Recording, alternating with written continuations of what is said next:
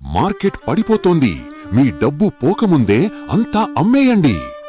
ఒకే market పతనం, ఒకరికి భయం, ఇంకొకరికి అవకాశం. ఎందుకు? ఫైనాన్షియల్ సైకాలజీ ప్రకారం తేడా మీ నిర్ణయాలలో ఉంది. 90% మంది భయంతో నష్టానికి అమ్మేస్తారు, ఎందుకంటే అందరూ అదే చేస్తుంటారు. ఈ భయంతో మీరు తాత్కాలిక నష్టాన్ని శాశ్వత నష్టంగా మీ చేతులతోనే మార్చుకుంటారు. ఇదే పెద్ద తప్పు. కాని సంపన్నులు తమ ప్రణాళికను నమ్ముతారు. వారు కొనసాగిస్తారు లేదా ప్రశాంతంగా ఉంటారు, ఎందుకంటే వారికి ఈ మాట తెలుసు.